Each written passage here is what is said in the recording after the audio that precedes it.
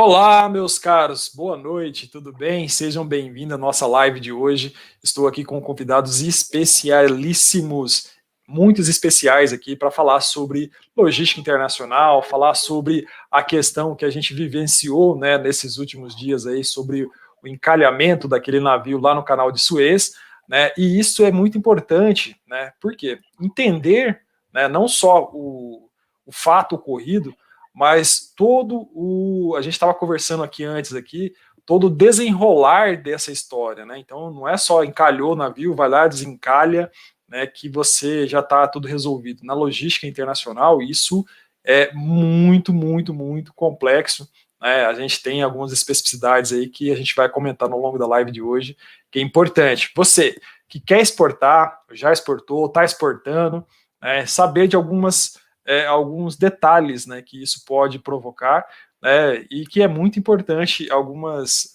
etapas aí que a gente precisa tomar cuidado, né? Uma delas é a questão do seguro, a questão do custo, né, e a gente vai falar um pouco sobre esse assunto. Mas eu quero, né, aqui apresentar os nossos convidados aqui primeiro, né, dar boas-vindas para eles, para o Rafael, para a Micheline. Mas Rafael, eu vou começar pelas meninas, tá? Então eu vou passar para a Micheline para que ela se apresente aqui e fala um pouquinho quem que é a Micheline, né? Alguns alunos já conhecem dela do curso de logística, né? Tem algumas participações na aula da professora Lígia ano passado, de algumas lives que a gente fez, né, Micheline? É E precisamos fazer verdade. mais, né? Na logística das Não mulheres, é, lembra? precisamos fazer mais. Boa noite, pessoal. Boa noite, professor Silvio. Bom, muita gente já me conhece, mas para quem não me conhece, meu nome é Micheline. Sou coordenadora de logística internacional. Boa noite, Trabalho pessoal. na Boa noite, professor. empresa Gonçalves e Tortola, que é a GT Foods, né? Somos um dos maiores exportadores aqui de Maringá. Exportamos frango, né? Carne de aves. E estamos aí hoje para falar sobre o encalhamento aí do navio do Ever Given no Canal de Suez, que trouxe toda a complicação para o comércio mundial. Legal, obrigado, Micheline. E agora quero representar o Rafael. Rafael, obrigado por aceitar o convite, né? Tá participando aqui com a gente dessa live de hoje aqui. Rafael, se apresente um pouquinho para nós aqui, para a gente conhecer quem que é um pouco o Rafael. Legal. Boa noite, pessoal. Boa noite, professor Silvio. E agradeço pelo convite para estar compartilhando um pouco aí do que a gente tem ouvido, lido sobre toda essa situação aí do Canal de Suez, né, que aconteceu nas últimas semanas. Bom, eu sou o Rafael, eu tenho atuado aí com comércio exterior já desde 2007, atuei aí por quase 13 anos diretamente na logística internacional. Nos últimos anos agora tenho atuado na área de câmbio e mais recentemente com a parte também de inteligência de mercado, dados de inteligência de mercado para o comércio exterior. Então, espero contribuir aí com um pouco aí do que a gente tem vivenciado no dia a dia aí, as dores dos clientes aí, e acho que de alguma forma, como todos podem ser impactados, né, com o que aconteceu.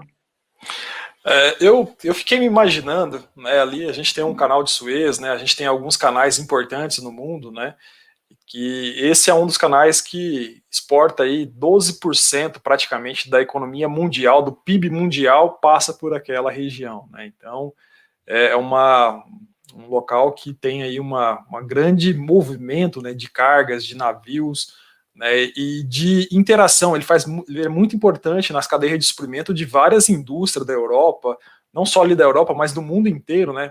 Tá interligado com essa atividade ali, né? Com esse serviço prestado ali pelo Canal de Suez, né? Que economiza, né, algumas semanas, né? Acho que 2 semanas, né, de viagem ali durante a costa ali da África do Sul, né? Que ele tem que contornar ali aquela região. E é uma região ali que também que tem, né, ao fazer o contorno ali, a gente tem alguns piratas também, né, que pode atuar ali naquela região. E essa segurança que você tem ali do Canal de Suez, ele traz, além de diminuir o tempo, né, da rota, acho que até a questão do seguro, acho que fica mais barato, né, o valor do custo do frete, acho que também diminui nesse sentido, né, Rafael e Micheline? Ao passar pelo Canal de Suez, ele já tem uma redução de custo ou não? Bom, para passar no canal de Suez, todo navio ele tem que pagar um valor, estão em 4 milhões de dólares hoje, que É baratinho o frete, então. É baratinho. Paga por navio para passar pelo canal. Então, assim, a gente independente do tamanho ou não? Então, gira em média de 4 milhões de dólares, né? Mas o tempo que o Ever Given ficou encalhado, né, no último dia que ele foi liberado, na terça-feira, já estavam 422 embarcações esperando dos dois lados do canal para poder atravessar.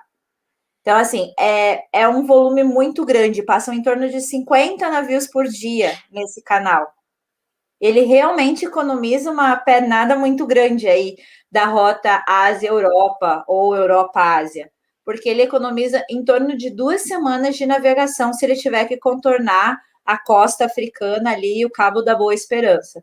E além disso, como você falou, a gente tem os piratas da Somália, então é um trecho bem perigoso para atravessar esse canal, esse contorno ali do Cabo da Boa Esperança. Então, realmente, a rota mais barata, economicamente, mesmo tendo que pagar para atravessar o navio, por causa dos custos operacionais, é atravessar pelo Canal de Suez. Diminui o tempo de viagem. A gente estava comentando agora há pouco também que ali é uma rota importante também de navios petroleiros, né, que fazem parte aí de grandes bunkers, né, que a gente fala, que você falou, né, de petróleo, é isso? Que eu falei que o bunker, né, que é Isso. o que a gente fala que é o petróleo para o frete marítimo. Então, com todo esse entrave de embarcações ali, e muitas delas são navios petroleiros, isso fez com que o valor do bunker, que é o combustível propriamente dito, dentro da composição do frete marítimo, subisse. Então, a gente vai atravessar aí um período de que os fretes marítimos vão aumentar de preço.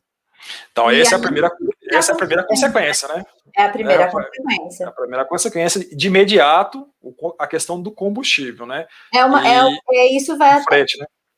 Porque isso vai impactar em todo mundo, em toda a cadeia logística. A questão do frete, do aumento do frete marítimo, não importa se você exporta ou importa, se seu produto por exemplo, seco, você está trazendo alguma coisa, alguma parte ou peça, uma máquina da China, ou se você está exportando fruta, carnes, vegetais, não importa. Ele é uma consequência que vai estar em todas, para todo mundo, porque o aumento do frete vai ser para todo mundo, de uma forma geral. Independente do que você importa, do que você exporta, ele vai cair sobre o seu custo. Legal. Rafael, a gente estava comentando, né, você até falou em relação à questão de quando a questão da avaria, né, o tipo de avaria que acontece ali, né. Então foi declarado um certo tipo de avaria, que tem 2 tipos de avaria que você colocou, né. Você pode falar um pouquinho sobre esse assunto, explicar para os alunos o que é essa avaria que você comentou para a gente em off, né? Sim. Então, uma das grandes preocupações aí, sempre de quem realiza uma importação ou exportação, ao utilizar o serviço de transporte marítimo, você está exposto a uma série de pequenas regras, letrinhas que estão no conhecimento de embarque, o famoso BL, na operação do embarque marítimo. E uma das situações que você está exposto na operação de embarque marítimo sim, uma situação de avaria grossa, que é o que? Ela pode ser decretada pelo dono do navio a partir do momento em que é necessária alguma operação de salvamento das cargas embarcadas, seja do navio, seja da tripulação, ou seja das demais cargas embarcadas neste navio. Então, é um ponto que até então não havia sido declarado, né, a questão da avaria grossa nas últimas semanas, mas hoje, oficialmente, o dono do navio declarou avaria grossa. Então, isso, consequentemente, vai aumentar ainda mais o tempo de entrega das empresas que possuem cargas embarcadas naquele navio, o tempo de entrega para que elas possam receber as cargas vai aumentar significativamente, mas o pior de tudo é que todos esses custos que aconteceram em virtude da operação de salvamento e reabertura do canal, ele vai ser compartilhado entre todas as empresas que possuem cargas embarcadas no Ever Given. E isso é um percentual que vai ser definido ainda pela empresa que vai fazer essa auditoria de custos, levantamento de todos os custos envolvendo essa operação, e aí vai ser determinado um fator de cobrança sobre o valor da tua mercadoria embarcada. Então, num dos casos mais recentes, de 2018, em que o navio teve a avaria grossa decretada, o percentual que foi determinado de avaria grossa, a coparticipação das empresas que possuíam cargas embarcadas, foi de 54% do valor da carga embarcada. Então, ou seja, uma empresa que tinha um container com mercadorias equivalente ao valor de $100 mil embarcado, ela teve um adicional ao chegar a carga no ponto de destino, ela teve que desembolsar um adicional aí de $54 mil pelo compartilhamento dos custos para que ela teve no navio embarcado. Então, quando é decretada a avaria grossa, realmente é o ponto mais crítico, porque é uma situação que vai além das condições do armador. Ele precisa do armador, o armador é a companhia marítima, né? Como nós chamamos, muito comum no comércio exterior, o armador, a companhia marítima. Então, esse, sem dúvida, é um dos maiores riscos, porque a avaria grossa é algo que foi além das condições do armador. E existe a avaria simples, quando foi um dano causado pelo próprio armador, uma manobra, enfim, uma situação causada por ele e consequentemente, não há essa coparticipação das empresas que possuem cargas embarcadas, né? A gente estava discutindo aqui antes de começar a live aqui, a gente ficou meia hora antes aqui conversando, já podia ter começado a live ali, porque estava muito legal o nosso bate-papo aqui. E uma das nossas conversas ali foi sobre a questão do próprio capitão, né? O capitão, quando ele está ali no navio, que ele percebe ali que tem uma carga que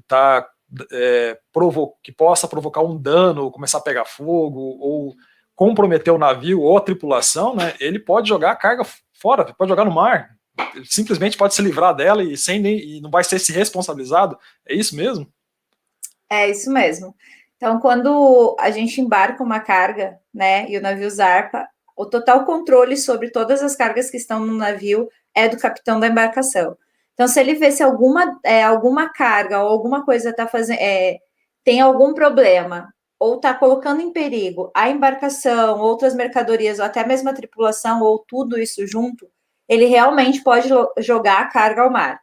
Então, a gente estava até comentando antes, né, do navio da One, que entrou numa tempestade muito forte algum tempo atrás, e as cargas caíram realmente, e aí lá nas letrinhas atrás do BL está escrito que eles não têm ressarcimento sobre isso, porque o armador, né, que é o dono, muitas vezes ele é o dono do navio, ou às vezes ele faz um joint, como a gente chama no comércio exterior, que ele compra espaços de um outro armador parceiro, né? Por exemplo, assim, vamos imaginar uma caixinha, né? Um navio é uma caixinha e lá dentro vão várias caixinhas que são os containers. Cada caixinha dessa, ele tem um espaço pré-definido dentro desse navio. Por exemplo, o Ever Given tinha 220 mil toneladas, pesava, e ele é um dos navios da era de super navios, que ele leva 21 mil teus. Teus, na medida internacional, é um container de 20. Então, você imagina, um container de 40 é como se fosse uma carreta, né? O tamanho de uma carreta, e um container de 20 é metade disso. Então, na logística internacional, tudo é medido por teus, que como seria metade do tamanho de uma carreta. Então, ele é um dos super navios. Hoje, o ano passado, foi inaugurado um navio da Hyundai, que já passou para o patamar de 24 mil teus, fez a primeira viagem em maio do ano passado, mas também nessa rota Ásia-Europa. Mas o Ever Given é considerado um dos super navios. Então, pensa assim, 21 mil teus dentro desse navio. É muita carga. 220 mil toneladas ele pesa. Então, assim, o capitão ele tem total domínio sobre tudo isso. Ele vê que alguma carga ou alguma fileira de carga está colocando em risco a embarcação, ele tem esse poder de se livrar dessa carga, sim. Ele pode jogar ela ao mar. Nossa. Rafael, você falou que tem um custo, né? Então, a partir do que acontece a avaria grossa, né? Você é o dono do navio que faz que decreta, ou quem que é? É uma empresa, uma certificadora? Quem que faz esse decreto? Ele é o dono do navio mesmo que acaba decretando, mas ele tem a decretação depois embasada por uma empresa que faz a auditoria, a inspeção, porque é tudo que ainda vai ser passado para o Ever Given, né? Esse navio ele está parado para uma inspeção, ao que tudo indica. Não houve nada muito sério em relação à embarcação. Realmente a avaria grossa está muito mais decretada ao custo de salvamento, né? Porque se não era feita aquela operação de salvamento dessa embarcação, ela estava travada até hoje, né? Você ela não, naturalmente ela não iria acontecer. Então, ou seja, o dono do navio ele decreta, mas com certeza isso tem uma empresa de auditoria que vai fazer todo esse levantamento, né, apurar os custos e todas as ocorrências. Eu vou fazer uma pergunta para você, mas é para você responder aquilo que a gente estava conversando antes, tá? Vamos ver se eu consegui chegar na pergunta para você responder o que eu quero. Então tá, ele decretou uma avaria grossa e agora tem lá um custo lá de 54% do valor da mercadoria que está embarcada. Quem que paga esse custo? Esse custo? É o importador, é o dono do navio, é o exportador? Quem que paga esse custo? Né? A gente falou em CIF, FOB, né? Tem outras variantes aí que pode livrar ou comprometer, né, a exportação, né? Tem essa sopa de letrinha no comércio exterior, né, que define muita coisa, né? Os incoterms, que muitas vezes as pessoas passam batido o tema, mas é de suma importância, pois o incoterm ele define as tuas responsabilidades e custos. Então, ou seja, se o embarcador fez uma operação através de um CFR, o exportador se comprometeu com o importador que ele entregaria essa carga lá no porto de Rotterdam, qual era a rota do Ever Given. Então, ou seja, esse custo, pelo fato de ter sido uma negociação CFR, em que o exportador se responsabilizou em entregar a carga até o porto de Rotterdam ao importador, a responsabilidade do custo vai retornar ao exportador. Mas caso foi o contrário, o holandês lá resolveu contratar a FOB, a operação, a responsabilidade do frete do exportador, ela acabou a partir do momento que a carga foi a bordo do navio. Então, ou seja, esse custo automaticamente vai se refletir para o importador na Europa. Então, ou seja, a importância de que tem um Incoterm, não é porque, não, mas o meu fornecedor já me vende com frete, ou eu contrato frete. Então, ou seja, existe uma importância muito grande na definição do Incoterm que você vai contratar a operação. E a partir dele, você tomar algumas responsabilidades, como, por exemplo, contratar um seguro. O seguro, eu acho que é um dos pontos super importantes que a maioria das empresas brasileiras acaba negligenciando o índice de acontecer um acidente é muito baixo, em vista da movimentação de containers que existe, o índice de acidentes é uma taxa muito baixa, né?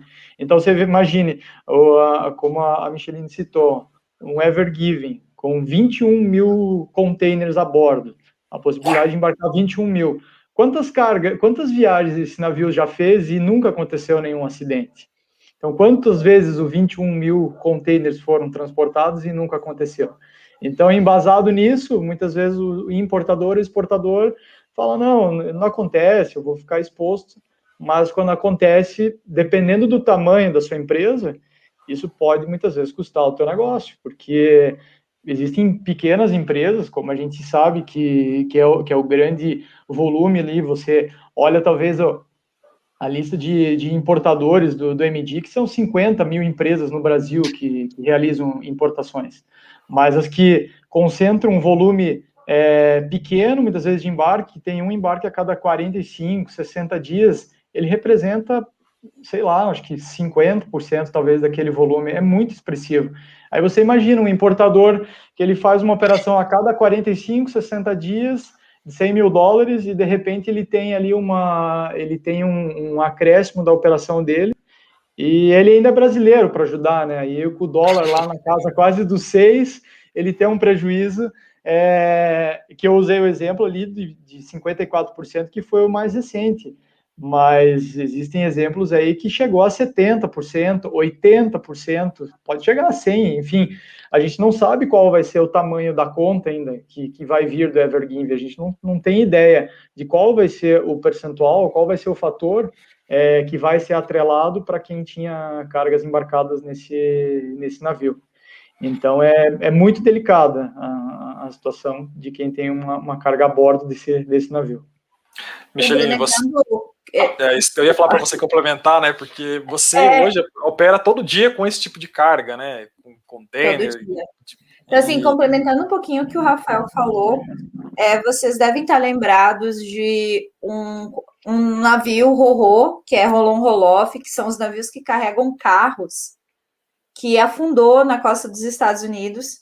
Então, ali a avaria grossa foi de 100%. Eles fazem, se eu não me engano, 2 anos. Até hoje, eles estão cortando esse navio em partes para tirar do fundo. Então, o navio encalhou, tombou, afundou, e ali, então, a avaria grossa foi de 100% do navio. Então, ali é muito dinheiro. Então, assim, eu vi que tem alguns comentários de Incoterms, de seguro. Então, complementando, eu acho assim, que é de extrema importância, tanto nas operações de importação quanto de exportação, as pessoas terem consciência e saberem exatamente como vender ou como comprar. E saber dos Incoterms, né? Hoje a gente está nos Incoterms 2020, é uma nomenclatura para o mundo todo, ele é revisado a cada 10 anos, então foi revisado em 2020. Hoje a gente tem 13 Incoterms, mas, né, na vida marítima, né, no modal marítimo, o brasileiro, ele vende FOB, porque tem melhor, é mais fácil, então ele vende FOB e compra CFR, porque daí ele não tem preocupação com a mercadoria. Então, na venda FOB... O que é CFR? Eu vou... Você vai chegar lá. Eu vou chegar lá. Na venda FOB, então é free on board. Então, o cliente manda o booking para ele, porque é o cliente que contratou o frete, e aí fica a cargo do cliente contratar ou não o seguro. E aí ele retira o container, embarca a mercadoria e coloca lá no porto, liberada, e aí, tchau, obrigado, o container vai embora, a responsabilidade a partir daí é totalmente de quem comprou a mercadoria. Então, é uma venda FOB, que é free on board. O Incoterm CFR é custo e frete. Então, o brasileiro está bem muito acostumado a comprar desse jeito, custo e frete. Então, ele compra uma mercadoria a custo e frete, uma importação, é o exportador que vai ter a responsabilidade de embarcar a mercadoria e de entregar em condições aqui no Brasil, vamos dizer assim. E muitas pessoas esquecem que existe o CIF, né? Que é custo, seguro e frete. E aí sim tem o seguro da mercadoria. Então, assim, pouquíssimas empresas hoje fazem vendas CIF, compram CIF, que é com o seguro incluso. Então, nesse caso, se você está com a mercadoria embarcada e acontece uma avaria grossa e você não tem seguro, a responsabilidade é completamente sua, de quem embarcou a carga. Então, do dono da carga. O que está lá no conhecimento de frete, lá no BL, como shipper.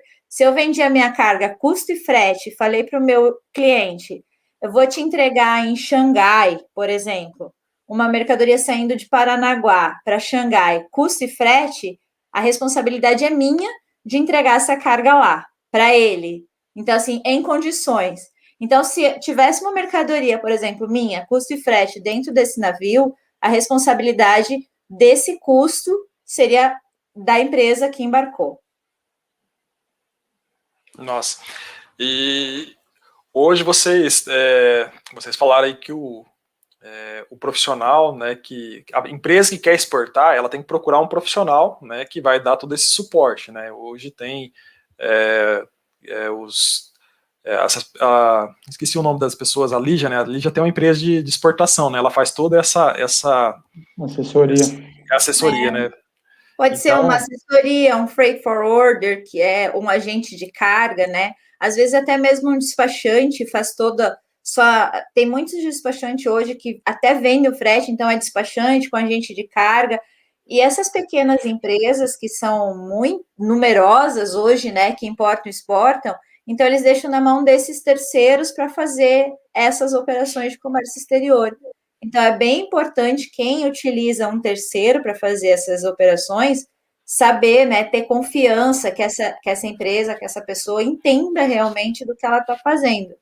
Porque hoje é muito fácil, né? As pessoas fazem um radar, compram uma coisa da China, embarcam uma coisa, e aí as pessoas esquecem que a gente pode ter acidentes, né? Faz um frete aéreo, pode ter um acidente, ninguém. Não tem como dizer certamente não, nunca vai ter. É raro, né? Que nem o Ever Given encalhar lá, difícil, mas aconteceu. Então a gente pode ter acidente sim, é muito importante as empresas terem um profissional com conhecimento, ou que a empresa que faça isso para eles, eles tenham confiança e realmente essa empresa saiba o que está fazendo, né? Para não ter esse prejuízo, porque pensa, uma empresa pequena exportou, digamos lá, $50 mil, $100 mil, e ela exporta a cada 2 meses ou a cada mês isso, o custo para ela é de fechamento da empresa quase. Ela pode falir por causa de um custo desse, de uma avaria grossa, se ela não tiver um seguro, né? E o seguro daí, como o Rafael falou, depende caso a caso, que é o que você quer de seguro, se quer valor da mercadoria e do container, aí depende de como a empresa vai negociar isso. Então, vamos dizer assim, é extremamente importante, né, você avaliar o seu negócio, avaliar aquilo que você está fazendo, né, e ter uma boa assessoria, né, ter um despachante internacional que faça toda essa negociação é extremamente importante para que ele possa avaliar o risco que está envolvido nesse processo de comércio exterior, né. O Rafael falou a questão do dólar, quase R$6, né, Rafael? Está muito atrativo para as empresas brasileiras, né? Tem várias empresas brasileiras hoje que olham para o mercado exterior e falam, opa, é a oportunidade de eu conseguir aumentar a minha capacidade fabril, né? Às vezes ele está com capacidade ociosa, ele tem essa oportunidade de estar vendendo para o exterior, então tem que ter esse discernimento de, olha, existe um risco associado, e se eu não saber dimensionar esse risco, fazer um bom seguro, né, conhecer todas as letras miúdas que tem ali atrás, né, que vocês colocaram ali, né, então é extremamente importante para quem vai iniciar esse negócio, né, de exportação. A Micheline tinha colocado uns dados, Micheline, quantas dragas foram necessárias ali para desencalhar o navio, você lembra ali? Foi uma operação bem grande, né? Eu acho que a gente do comércio exterior, bom, eu tenho 17 anos de comércio exterior, acho que eu não me lembro, não me recordo de ter ouvido notícia de que alguém encalhou no canal de Suez. Ainda mais um super navio, né? Do tamanho que ele é. Então foram 8 rebocadores, né? Ajudando a puxar a embarcação. Foram retiradas 24 mil metros cúbicos de areia para ele poder voltar a flutuar. Foram usadas 2 dragas e mais foi enviada a melhor companhia de salvaguarda marítima do mundo. Inclusive, um desses profissionais dessa companhia é o que conseguiu remover o Costa Concórdia. Vocês lembram do Costa Concórdia que afundou e que o capitão foi preso porque ele fugiu da embarcação? Sim. Então, um desses profissionais dessa empresa de salvaguarda estava no reboque do Costa Concórdia. Então, aí foram alguns dias, né? 6, 7 dias de trabalhos intensos, e graças à maré alta aí da lua cheia, subiu 2 metros a maré, eles conseguiram reposicionar o navio. Nossa, legal. Ainda deu sorte, né? Que tanta maré. E falar Deu em lua. sorte de ter a lua cheia e a maré subir aí, porque senão ia demorar muito mais tempo. Falar nisso, a lua. Quem não viu a lua, ela tá super bonita. Perdeu, né? Perdeu. Quem não viu ainda perdeu. Mas só de custo operacional, o Ever Given parado por dia foram 400 milhões de dólares. Só do Ever Given parado. Fora os 400 que ficaram das duas pontas, né? 422 embarcações dos dois lados do canal esperando passar. 9,6 bilhões de dólares em mercadorias paradas por dia esperando atravessar o canal. Então, é muito dinheiro, é muito volume, é muita coisa. São 12% do comércio internacional, né? E eu tenho uma pergunta aqui do João, e eu acho que é bem pertinente, né? O João, ele é aluno nosso do curso de agronegócio, e ele coloca aqui quais os impactos disso para o Brasil, aumento do preço dos nossos produtos internos, né?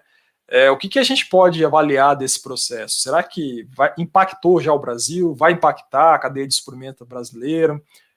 Uma coisa que você falou foi o aumento do preço do frete. Esse é uma das, assim, o que chegou mais rápido, né, para os exportadores e para os importadores que estão pensando em comprar alguma coisa do exterior ou fechando esse processo atualmente, nesse momento, né, porque quando ele comprou, né, já estava fechado o preço do frete lá, mas nesse momento que você está contratando novas exportações ou você que trabalha com container refrigerado, né, houve algum impacto na questão das cargas? Como que vocês dois avaliam isso? Eu passo para a Michelin e depois o Rafael pode complementar. Pode ser? Pode ser.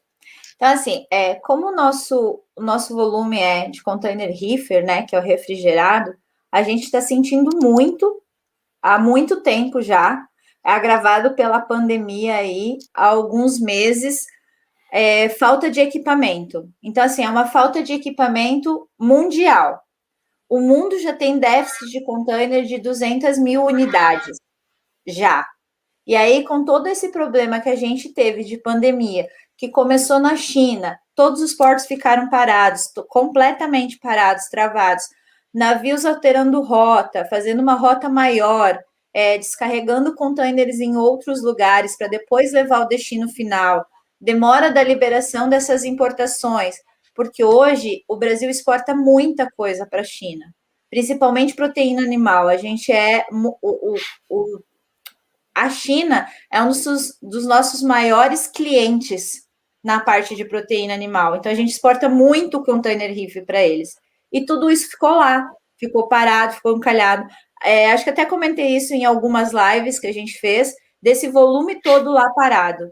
E agora começou a retomar a China, e o Brasil como um todo, acho que nunca exportou tanta proteína animal. E a gente manda isso nos containers, né? Então, já está fazendo falta disso. E desde novembro do ano passado, a gente tem uma escassez tremenda. Então, tem escassez de container, a gente não consegue colocar todo o nosso volume para exportar.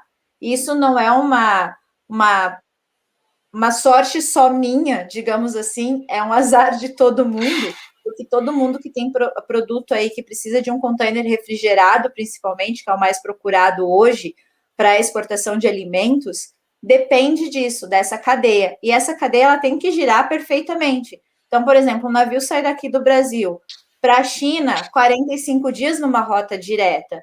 Se atravancar algum lugar que a gente não possa fazer uma rota direta, vai ter que fazer transbordo, o que significa ele parar em outros portos, descarregar a carga, deixar lá e ir embora. E aí vem outro naviozinho pequeno, pega essa carga de lá e leva para o destino final. Isso aumenta 1, 2 semanas nesse transit time, nesse tempo de viagem. Então, isso vem impactando muito. E desde novembro do ano passado, a gente tem uma falta tremenda de equipamentos reefers.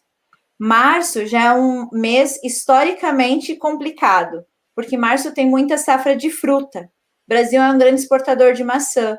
Então, a gente compete muito com a exportação de fruta, principalmente a de maçã aqui no sul. E hoje, com toda a tecnologia do agro, as frutas conseguem ficar muito mais tempo dentro de um container refrigerado. Então, a fruta está alcançando outros mercados, porque antes nosso mercado foco era a Europa, hoje a fruta brasileira está indo para diversos mercados. Então, a gente tem essa competição interna por equipamento. E aí é onde a gente trava as exportações. Então, todos os exportadores estão sofrendo muito com falta de equipamento reefer. O que significa isso? Indústrias cheias de estoque, começa a transferir esses estoques para armazenagens de terceiro, que estão superlotadas, e também o mercado interno não consegue suprir essa demanda, porque hoje no Brasil a gente está num momento muito crítico de pandemia, que todo mundo está, né? Todas as cidades aí praticamente têm lockdown, então o consumo do mercado interno brasileiro hoje diminuiu, e aí fica nesse entrave de a produção e todo mundo está produzindo mais, todo mundo, principalmente no frango, está abatendo mais, então tem mais dias de abate, tem empresas que estão abatendo de domingo a domingo, então isso vai aumentar o fluxo e isso vai encarecer a exportação de um modo geral, porque o custo dessa importação não vai encarecer o preço, mas o custo da operação. Então, a gente está com esse impacto bem negativo na cadeia logística hoje. Nossa, ela fez um raio-x bem bacana, né, Rafael? Sim, tá excelente, tá bem completo mesmo. Eu acho que, querendo ou não, acho que a Micheline detalhou muito bem toda a questão logística global que a gente vem vivendo nos últimos meses, e isso, de alguma forma, para quem não acredita que a gente a gente não é mais uma ilha, o Brasil não é mais uma ilha que está salva do que está acontecendo no mundo, esse novamente é um exemplo que algo que acontece lá no Egito, a milhares de quilômetros daqui, impacta toda uma cadeia global de fornecimento, porque aquele container que saiu da China, que estava indo para a Holanda, que era a rota do Ever Given, ele levou uma carga para a Holanda. A Holanda descarregou essa carga, e aí tinha um brasileiro aqui que comprou uma carga no holandês. Ele precisa de um container para trazer essa carga da Holanda para cá. O container dele lá não fica disponível, atrasa para embarcar. Automaticamente, quando esse container chega aqui, a Micheline já está desesperada por ele, não quer que esse importador não fique o menor tempo possível com esse container na mão e devolva o container para ela. Só que nós sabemos como é que funcionam as coisas no Brasil aqui, principalmente em relação a questões aduaneiras, que a nossa aduana realmente, comparado a outras aduanas no mundo, a gente tem um tempo muito maior de liberação das cargas, enquanto que países, Europa, Estados Unidos, você tem um tempo livre que o importador pode ficar com o container muitas vezes de 2, 3, 5 dias e que é super suficiente. Aqui, a maioria das pessoas que trabalham com importação precisam trabalhar no mínimo com 14, 21 a 30 dias do free time demurge, que é o tempo que eles precisam, que o armador, a companhia marítima, disponibiliza para que eles fiquem com a unidade disponível. Mas o importador, ele quer ficar armazenando a carga. Não, ele não quer. Muitas vezes é um canal que a Receita Federal direciona a tua carga e que você fica exposto ali 15, 20 dias, só esperando, muitas vezes, só a análise da tua mercadoria. Então, ou seja, o impacto é gigante, né? E hoje todos os produtos geram uma carga inflacionária muito pesada, né? Tudo é oferta e demanda, né? Acho que o primeiro é o petróleo, né? A partir do momento que travou o canal, é menos barris que estão sendo movimentados, automaticamente o preço sobe. E da mesma forma acontece a mercadoria. Uma mercadoria que a gente está esperando chegar aqui no Brasil, a disponibilidade diminui, existe uma demanda por 100 e só chegou 50, aqueles que estão, esses 50 que estão disponíveis aqui, o preço automaticamente aumenta, a carga inflacionária, ela começa a acontecer de maneira impossível que ela não aconteça, né? Eu tô tentando olhar. Eu tava, Desculpa. não, eu tava olhando aqui no chat. Tá. Só para colocar um item, aumentaram-se em torno de $500, em média, o frete marítimo, por conta de tudo isso que a gente está vivendo. Então, $500 é muito dinheiro para um frete de um container que leva aí 27 toneladas. E para você ter ideia, hoje, um frete que custava $4.000, em média, de um container dry, que é aquele container de carga seca, China-Brasil, hoje está batendo na casa dos 10 mil. Então, é muito dinheiro que a gente tem envolvido aí por conta de tudo que a gente está vivendo. Eu tô com a minha estagiária querendo o quarto dela de volta aqui, né, e eu tô falando para ela que eu tô numa live aqui, então ela tem que esperar um pouquinho.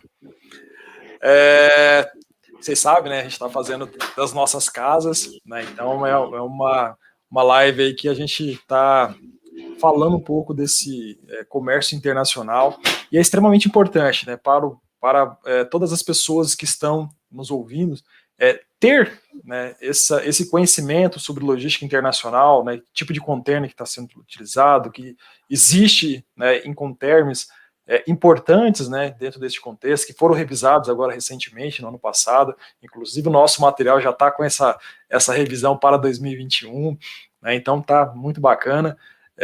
E aqui a gente tem alunos do curso de agronegócio da EAD Unicesumar, tem alunos do curso de logística, né, nós temos curso do empreendedorismo, que eu convidei eles também, e outros, né, convidados especiais que a gente foi convidando.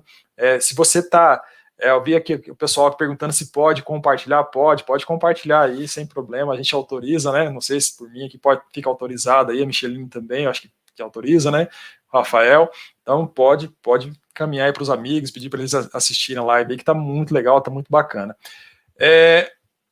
Voltando naquela questão, existe mais algum impacto que a gente vai observar isso na cadeia de suprimento brasileira, das indústrias? Isso vai encarecer? Tem algum item em especial que a gente vai sentir isso no bolso como brasileiro, né, que vai inflacionar os preços no Brasil? As nossas indústrias hoje, brasileiras, elas foram impactadas com demandas de suprimentos nesse sentido? Rafael, você acredita que ficou 800 navios parado, né? Então isso com certeza alguma carga ficou comprometida, né? Sim, com certeza. Isso fica comprometido, né? Porque a cadeia, de forma geral, né? Você tem um comprometimento. Eu vi algumas notícias de algumas indústrias automobilísticas, não só no Brasil, mas em alguns lugares do mundo, tendo que parar a linha de produção por conta da falta de condutores. Então, você vê um suprimento que já estava em falta e um navio que, de repente, começa... você está esperando aquele navio chegar com a tua mercadoria para você rodar uma linha de produção. Aí aquele navio atrasa 14 dias, 10 dias para chegar para você seguir com a tua produção. Então, ou seja, é um impacto realmente... É difícil você mensurar, né, o quanto vão ser impactados e quais são todas as áreas que podem ser impactadas ainda, né? Porque hoje você vê o nosso volume de importação, Brasil, o volume é muito expressivo, desde produto acabado, a matéria-prima, a insumo no agro, fertilizantes, tem toda uma questão de importação. Então, o impacto, na minha opinião, acho que seja de produto acabado, ou seja de produto do agro, acho que de maneira geral, a cadeia ela é impactada, né, nesse sentido. A gente vai sofrer o Brasil em si, ele vai sofrer com atraso da chegada, realmente, que nem o Rafael falou, dos navios aqui. Porque a gente já começou a sofrer isso. Então, a gente já tem recebido comunicação dos armadores de que os navios vão atrasar para a chegada aqui. Então, além do custo, né, na importação de quem está com mercadoria lá, esperando essa mercadoria para fazer, esperando essa matéria-prima para fazer alguma mercadoria ou esperando o produto final para revenda, e o custo do exportador que está com o container lá parado no porto, e container parado no porto gera realmente custo, vai ser muito grande. Então, todas as áreas vão ser impactadas, porque os navios estão atrasando no mínimo 7 dias. Então, a gente vai ter atraso aí em toda a cadeia, realmente. Não é só uma, né? Então, é uma bola de neve, né? O Rafael colocou, né? O Brasil hoje não é mais aquele Brasil fechado, né? Do governo militar, onde você produzia internamente, você consumia internamente e não tinha relações internacionais, né? Hoje, né, com a globalização, nós estamos conectados com o mundo, né? A cadeia de suprimento mundial, você produz um produto no Brasil, mas o mundo inteiro está conectado, né, com esse produto, né? A gente vê muito isso principalmente em indústrias, né, de automobilísticas, indústrias de equipamentos eletrônicos, né, que você precisa montar esse equipamento aqui no Brasil, mas as peças vêm de vários lugares do mundo, né? Então depende da cadeia logística extremamente, altamente dependente, né, dessa cadeia de suprimento, né? Por isso que elas se chamam montadoras, né, de veículos, né, porque elas juntam basicamente as peças, né, elas não fabricam, né, e aí cada pecinha que você olha usando o veículo como exemplo, né, veio de um lugar do mundo, muitas vezes, né. Alguma coisa pode ter sido produzida no vizinho ali da montadora, né, mas às vezes os componentes de maior, muitas vezes, valor agregado podem ter vindo do outro lado do globo. Eu queria perguntar uma coisa para vocês, qual é o conselho que vocês dariam, né, para alguém que hoje está olhando o câmbio aí a quase R$6, né, que está querendo exportar, né, que olhou né, eu vi aqui alguns alunos perguntando se isso acontece frequentemente, né, de navio encalhar, de mercadoria cair no mar, o container começar a pegar fogo no navio e o capitão ter que jogar o container fora. Isso é recorrente? O seguro é caro para você fazer um seguro de uma carga? Quanto que representa do valor da mercadoria ou de cada container? O valor do seguro, ele vai depender da sua negociação comercial, que você faça diretamente com uma seguradora ou com a empresa que presta assessoria para você, o agente de carga que você possui a negociação. Mas, em média, ele costuma ser abaixo de 1% do valor da mercadoria. E geralmente ela se baseia no mínimo que você precisa segurar é o valor da mercadoria mais frete. Mas existe a apólice de seguro que você consegue colocar valor da mercadoria mais frete, mais despesas, mais impostos. Você consegue ter uma cobertura completa da tua operação. Ou seja, mesmo que tua carga começou a pegar fogo e o armador e o capitão do navio teve que jogar ao mar, quando você chegar aqui, a Receita vai querer que você preste conta desses impostos, né? Porque você fez um câmbio para fora, tá, mas eu quero que, amigo, tá, caiu no mar, mas eu quero que você recolha os impostos. Então, ou seja, contratar uma operação com um seguro em que te garante toda a operação, acho que seria um conselho, acho que super importante, porque é um custo muito baixo em vista do risco que você tem envolvido numa operação, seja de importação ou exportação, e não só no modal marítimo, né, mas no modal aéreo também e no rodoviário. Não podemos dispensar que também existem riscos, sim, nesses modais, né? A diferença é que no aéreo caiu, perdeu de vez, não é igual no marítimo, que ainda muitas vezes o capitão tem essa questão de conseguir descartar aquela carga que está sendo um problema, né? Então, eu acho que conseguir controlar esses custos são super importantes. O câmbio, você está fazendo uma operação hoje fazendo uma venda para o exterior, você olha o câmbio a 5,70, você fala, não, hoje realmente ele é muito compensador para a minha operação. Muitas vezes fazer uma trava de câmbio com a empresa que você opera, operações de câmbio, pode ser vantajoso, porque você está fazendo a tua simulação agora a 5,70 e está sendo super vantajoso. Só que você só vai receber daqui 30 dias, talvez, do teu cliente. E aí, daqui 30 dias, o dólar caiu a 5,30. a 5,30, isso ainda é vantajoso para você?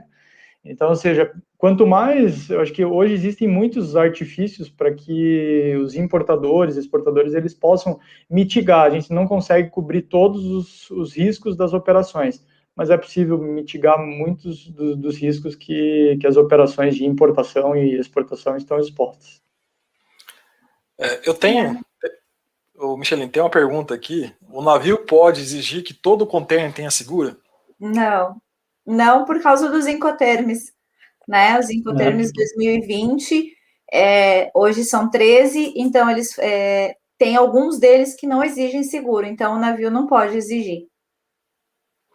E, inclusive, o que está sendo embarcado, ele pode também falar, não, essa mercadoria eu não vou embarcar ou não? Ele pode fazer uma restrição?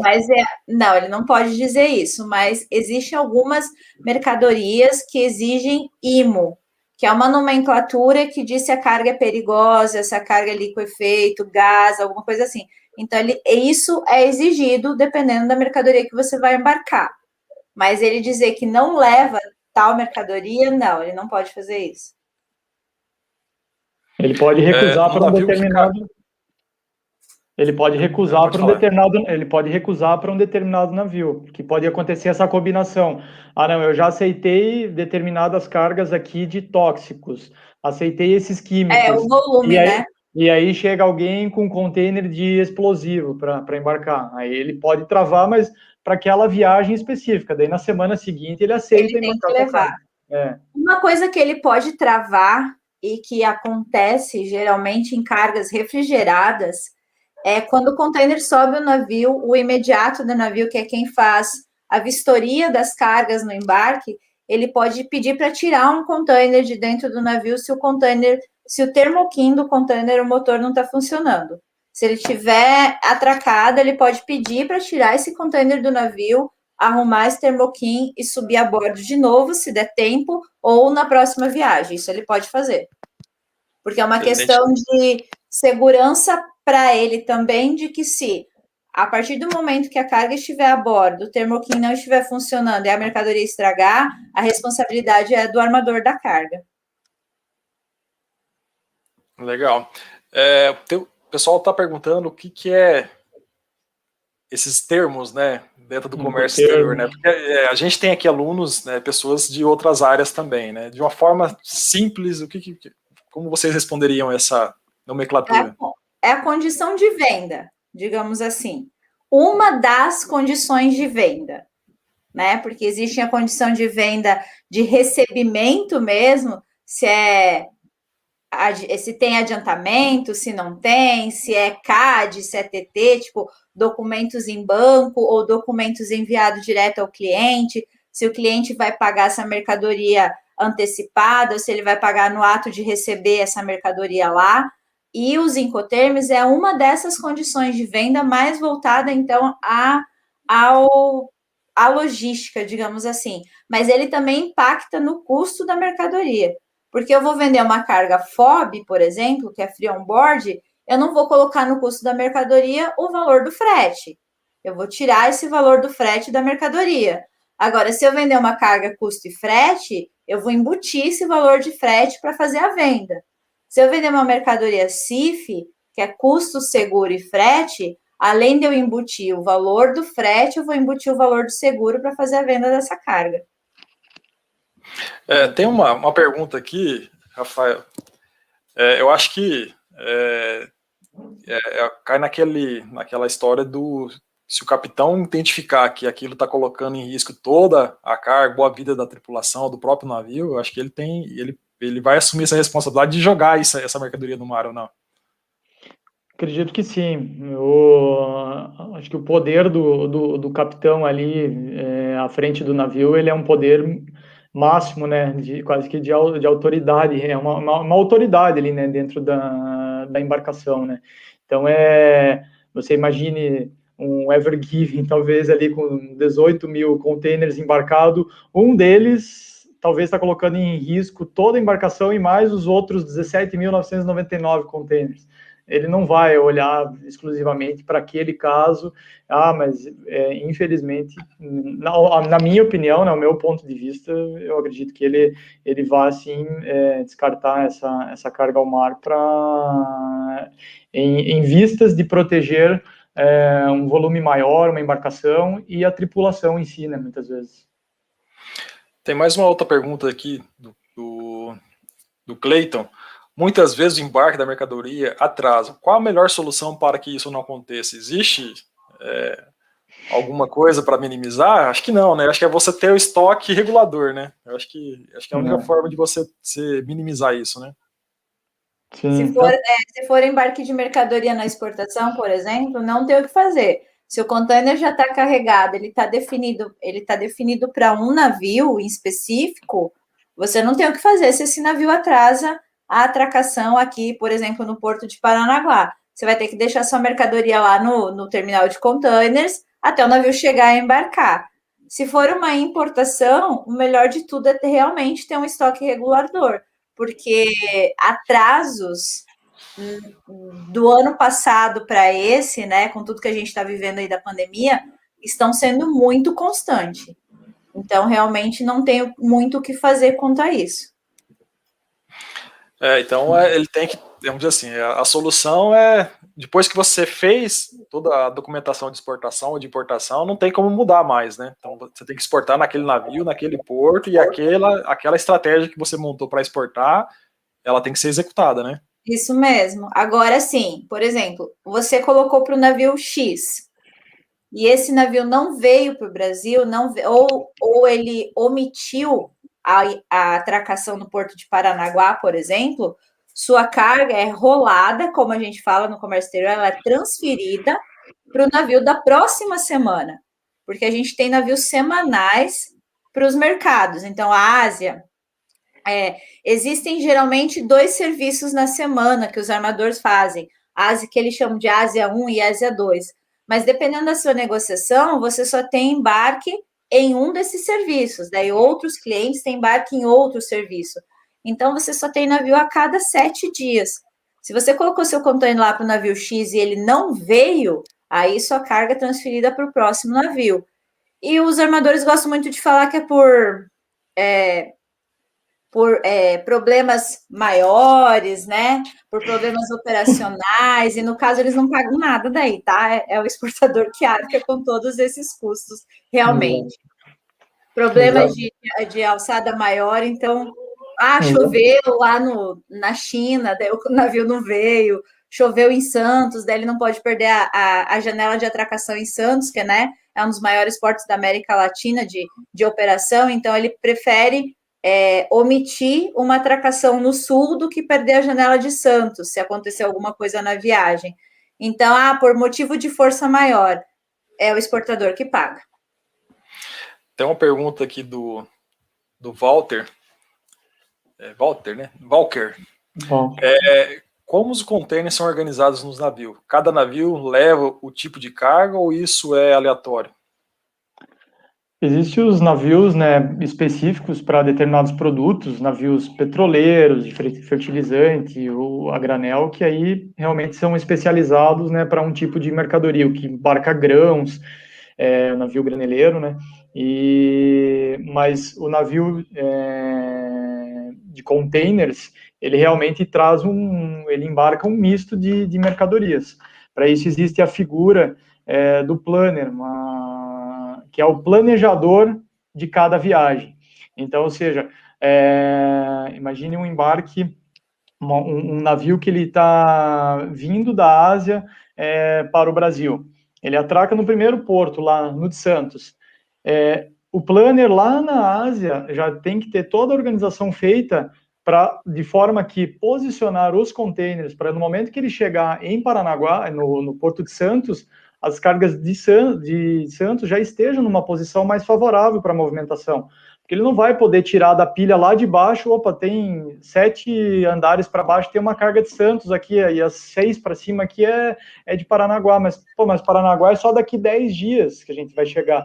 Ele não vai fazer essa movimentação. Então, existe a figura do planner dentro do armador, que ele é como se fosse um planejador, como se fosse o cara do Lego. Ele fica lá com as pecinhas, que são, cada pecinha é um container, e fazendo o encaixe, fazendo todo o planejamento de acordo com a rota que ele vai seguir. Porque os navios, eles têm uma rota já pré-determinada, um serviço fixo que eles fazem. Eles vão atracar o porto A, B, C, D e E. Na viagem norte, na viagem sul, que a gente chama, quando eles estão indo e voltando, existem os nomes da viagem, seja norte, seja sul, leste ou oeste, o nome das viagens, ele vai planejar essa carga de acordo com os portos dessa programação.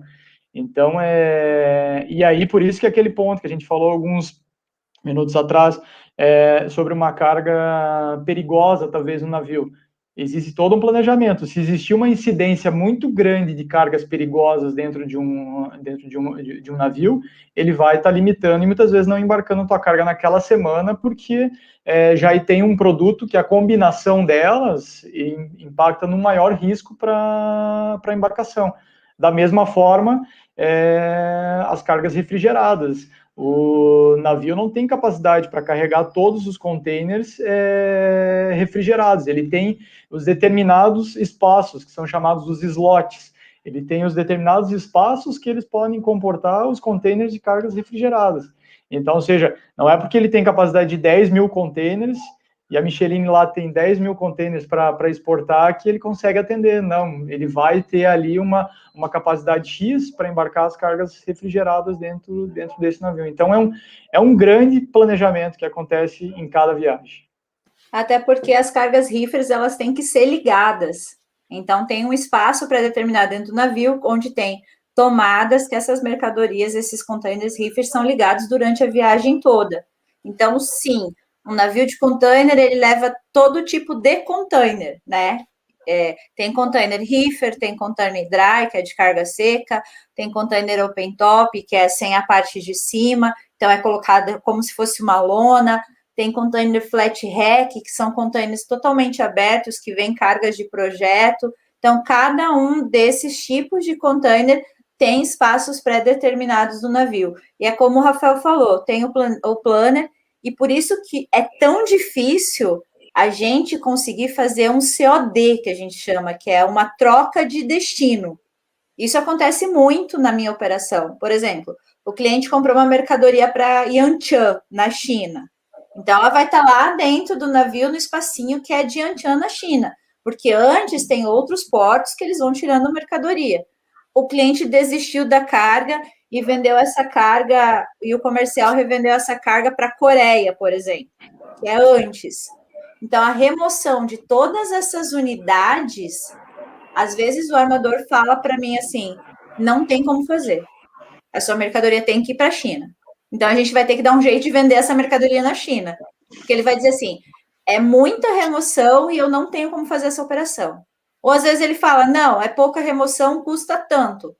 Custa $300 só para pedir o COD e mais todas as remoções, que são as tiradas de container, até achar o seu e colocar na pilha certa.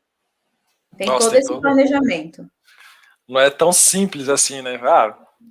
No caminhão você consegue fazer até essa mudança, né? Agora no navio, no alto mar... Caminhão, assim, o cliente do Rio de Janeiro não quer a carga, vou voltar para o Paraná. Eu tiro a carga do Rio, coloco lá, boto de volta e pronto. No navio não é assim, infelizmente.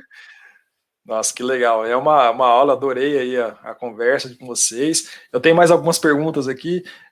Eu acho que a gente pode colocar aqui da Luciana, que ela pergunta aqui se existe, né, transporte de carga vivas, né? A gente tem muito ali acho que é no Nordeste que faz Pará, acho que faz carga viva, né? Tem Santos também, que fazem carga viva bovino. Vai para o Egito, muitas cargas vivas vão para o Egito. Então, sim, tem transporte marítimo de carga viva. Mas esse é um navio especial para carga viva, não é esse navio de container, né? Não. Não dá para colocar dentro do container as vaquinhas e exportar a vaquinha, um franguinho para lá, não, né? Não dá. Não dá para colocar o pastinho lá e colocar o boizinho e mandar, né? Não. É outro tipo de embarcação. Legal. Deixa eu ver aqui.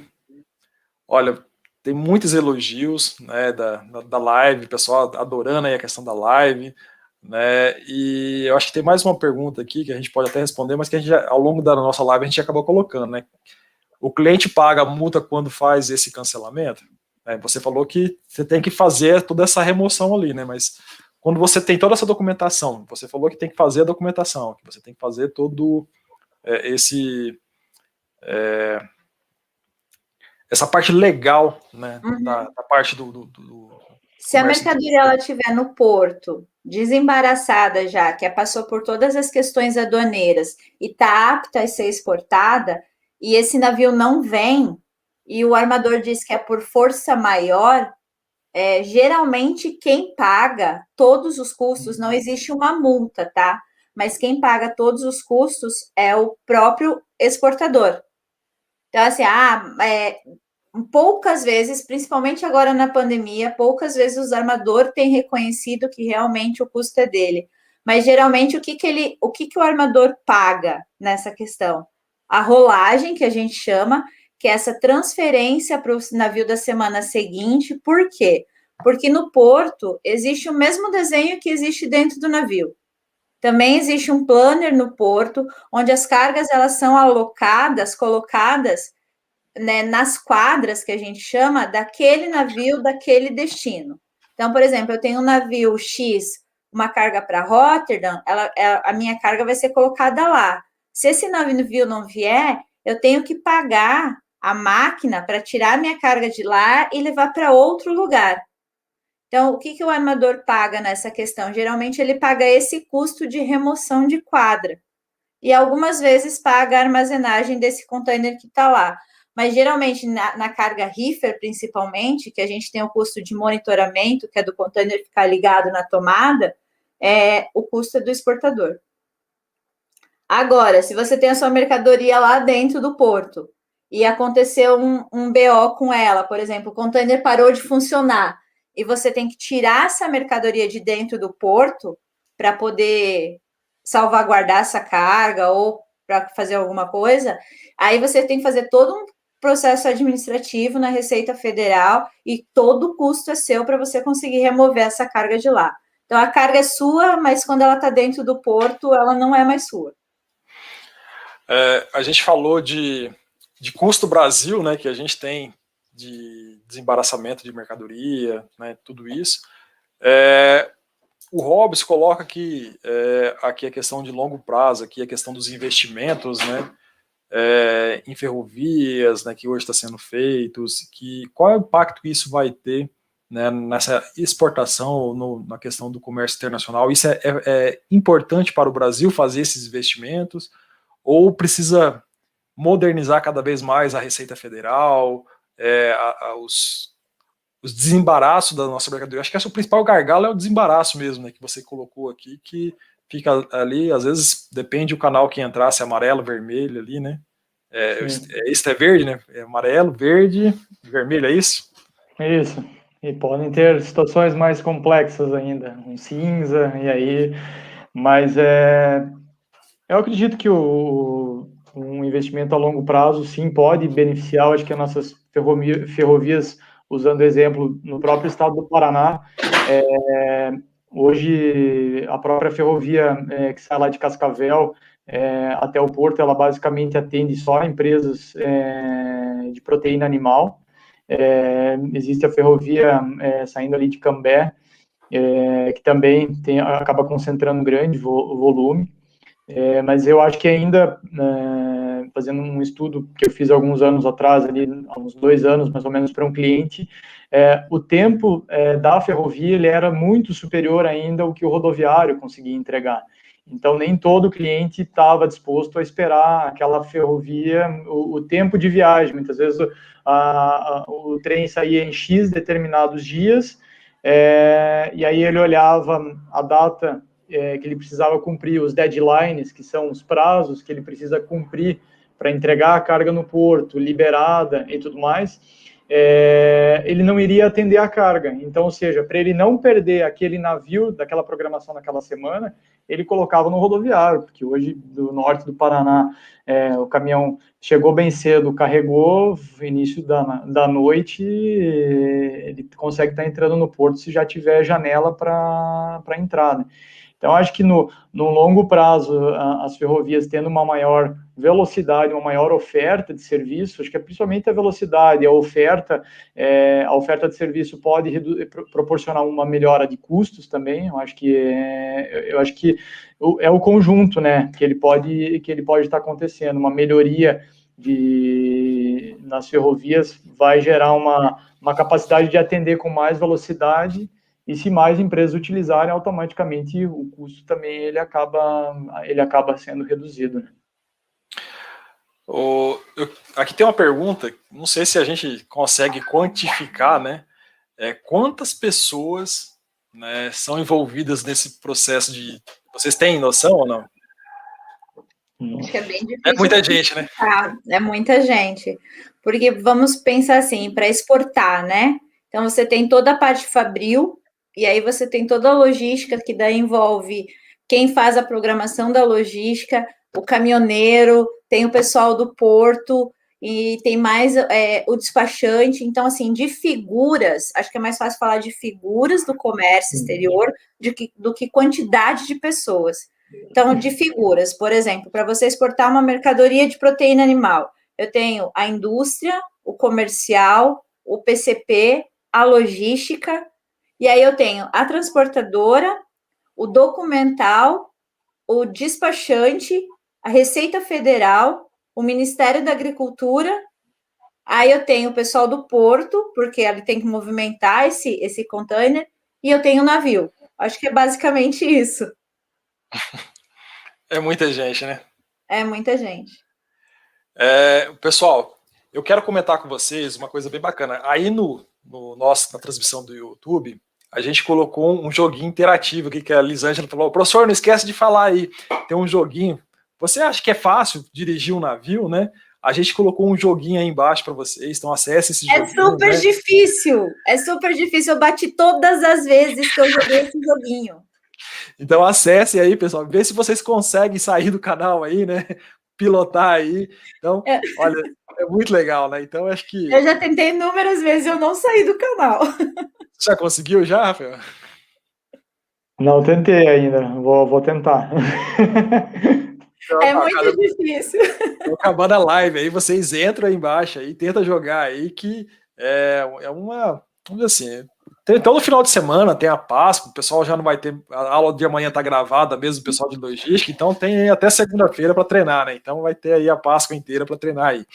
Mas é bacana para a gente ver como é complexo, né? Essa operação, né? E quantas pessoas são muitas pessoas especialistas, né? Muito especiais nessa atividade, né, de logística internacional. Tem toda essa gama de informações, de detalhes que você tem que tomar cuidado. Então, por isso que é importante ter, né, um bom despachante, né, saber conversar, né, tem que ter essa inteligência de mercado, né, Rafael, que você hoje atua diretamente nisso, né, que envolve, eu acho que desde prospectar, né, esse mercado lá na ponta, mas também outros serviços, né, que estão dando esse suporte, né, para que o nosso exportador e importador brasileiro possa ter essa competitividade no mercado internacional, né?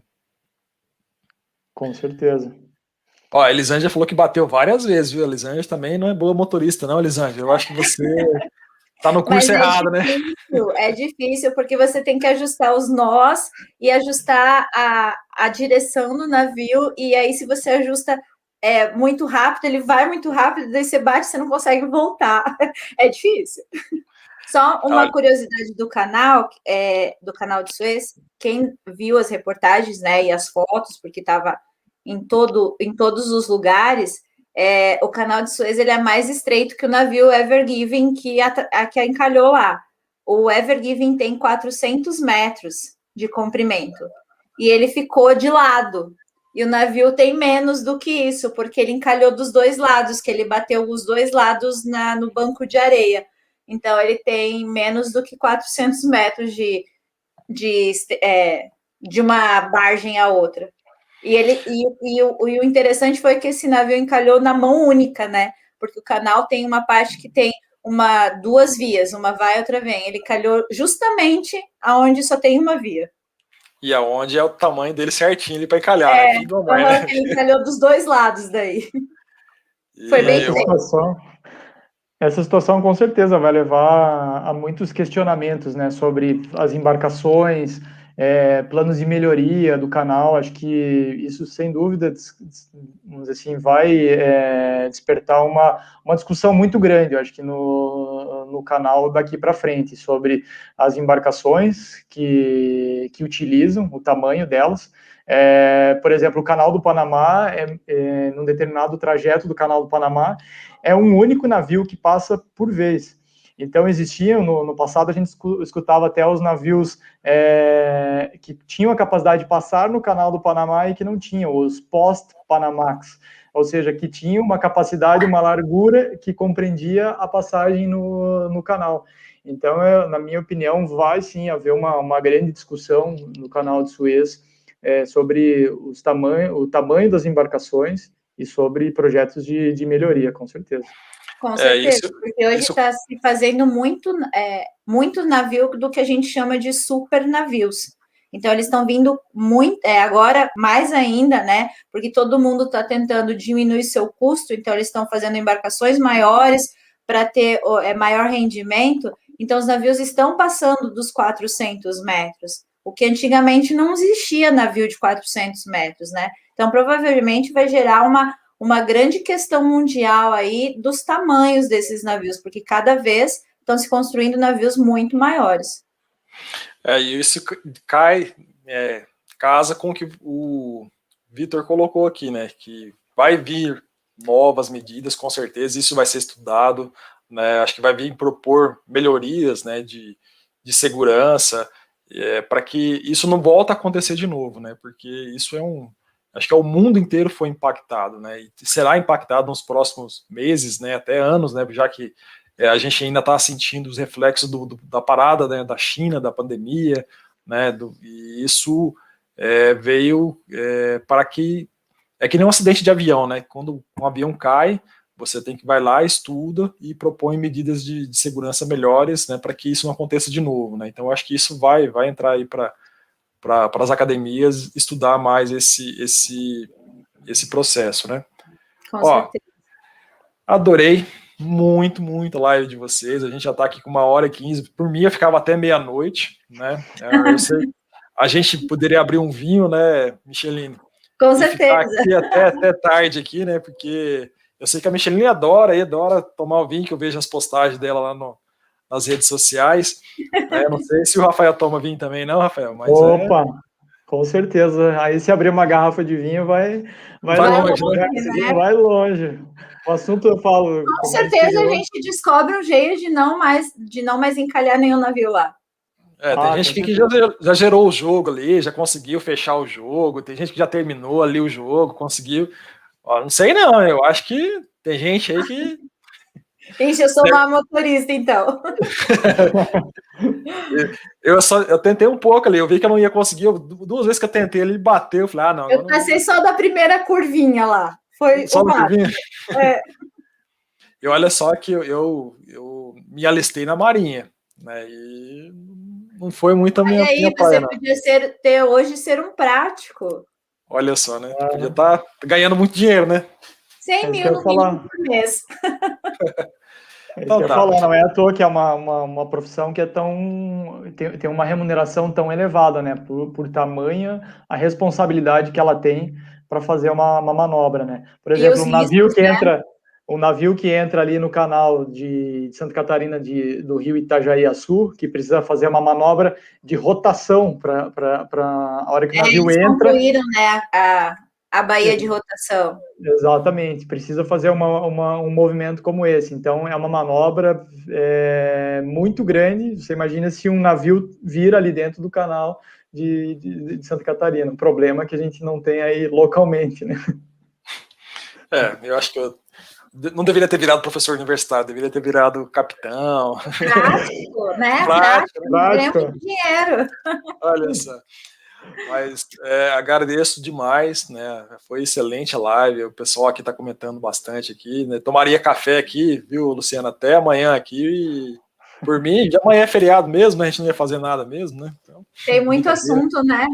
Muito assunto, é um assunto gostoso, né? A live foi deliciosa conversar com vocês. A gente está aqui quase 2 horas conversando, porque antes da live a gente já entrou e vai conversando, né? Muito obrigado de ter aceitado o convite, né? De estar aqui na quinta-feira à noite, véspera de feriado, conversando com os nossos alunos aí do curso de agronegócio, de logística, empreendedorismo e os nossos convidados, né? Que estão aí presentes aí. E eu quero agradecer em nome da Unicesumar, em nome da coordenação do curso, a vinda de vocês aqui. E fica aberto, né, para vocês, quando quiserem. A Lígia traz aqui a Micheline direto, tá? Ela já, acho que, não sei, acho que já tem uns 6, 7 anos que você já vem aqui no Unicesumar nas aulas de logística. Então, todo ano... Não, eu vou, hein? Então, todo ano ela já tá. Ó, que dia que a Micheline vai vir? Já tá marcado lá, já tá no calendário lá do curso de logística. Rafael, você também já pode colocar na sua agenda aí para estar aqui na nossa compartilhando, né, com a gente esse seu conhecimento aí de logística internacional, desse comércio exterior, né, que é muito importante para o PIB brasileiro, né? Eu acho que o Brasil hoje não vive mais sem, né, importação, exportação, ele está globalizado, tá? É esse o sucesso do nosso PIB brasileiro, né? Essa globalização e cada vez mais, né, temos que fazer investimentos, né, em infraestrutura, desburocratizar, né, tudo isso que a gente tem, né, de entrave custo Brasil para que a gente possa ser mais competitivo, né? Deixar as palavras finais para vocês. Micheline, você como é de casa, vamos passar para o Rafael, né, que está vindo aqui pela primeira vez aqui, né, para que você dê as suas palavras finais aí, Rafael. Legal, professor Silvio. Agradeço muito aí pelo convite. Foi um prazer aí estar compartilhando com vocês aí um pouco do que a gente conhece do mercado de logística internacional, de comércio exterior. Para mim é uma grande satisfação, alegria. Então, contem comigo quando quiserem a gente ter novas rodadas aí desse bate-papo aí agradável. Vai ser sempre um prazer aí contribuir com conhecimento. É uma troca, né? Eu acho que muitas vezes muitas perguntas podem surgir, nem sempre às vezes não tem a resposta, a gente fica para buscar ela, encontrar, porque eu falo, todos esses anos de comércio exterior, a gente não aprende tudo, a cada dia surge algo novo, é preciso se atualizar constantemente, diariamente, então agradeço muito aí pela participação mesmo. Foi um prazer aí compartilhar a tela aí com vocês, Micheline e professor Silvio. Obrigado. Só uma dúvida, se alguém quiser entrar em contato com você, por onde ele pode conversar? Pelo LinkedIn? Qual que é o... Pode me encontrar no LinkedIn, pelo meu nome mesmo, que está aqui na tela, Rafael Guerque. Pode se conectar comigo, lá vai ser um prazer tê-los aí na minha rede profissional. Legal, muito obrigado. Micheline, agora você. Obrigada, professor Silvio, pelo convite. Sempre é muito bom participar aqui das lives com vocês, né, com os alunos. É muito enriquecedor, eu acho que é um bate-papo bem legal. A gente trocando informações, a gente ensina um pouco, mas aprende muito mais também, né? É uma troca bem gostosa. Então, sempre que precisar, estou à disposição. Beleza. Espero que logo, logo essa pandemia vá embora e a gente possa tomar um vinho junto, então, né? Isso aí. Vamos marcar. Um vinho com massa. Opa! Boa. E aonde que o pessoal pode te encontrar, Micheline? Qual a sua... Pode ser no LinkedIn, Micheline Vargas, ou nas redes sociais, também é Micheline Vargas. Pode me encontrar lá. Legal, muito obrigado. E aqui, né, tá o meu Instagram, né, então vocês aí que estão conectados com a gente aí pode acessar o Instagram meu, fazendo aqui o pessoal fala, olha, se inscreve aqui no meu canal aqui também, né, para que a gente possa compartilhar aí, estar, quando tiver alguma novidade, mandar para vocês, estar ao vivo aqui também, né, às vezes você não recebeu, mas o convite, mas daí tá ao vivo e a gente faz a transmissão ao vivo, né, então se inscreve no canal aí, tá? E quero, né, já que domingo vai ser o domingo de Páscoa, né, então desejar um feliz Páscoa para vocês, abençoado, né, que seja um renascimento, né, essa Páscoa, né, que a gente possa ter aí esse sacrifício que Jesus tem feito, né, há esses vários anos, né, para a humanidade aí, que possa trazer bons frutos e trazer, né, essa renovação que a gente precisa aí da nossa sociedade, né, da nossa saúde, né, então que a gente possa ter uma feliz Páscoa, comer bastante chocolate também, né, porque a gente não é de ferro, né, então comer bastante chocolate. Então, desejar a vocês um excelente final de semana, muito obrigado, e a gente agora encerra a nossa live. Até mais, tchau, tchau, pessoal. Tchau, tchau. Tchau.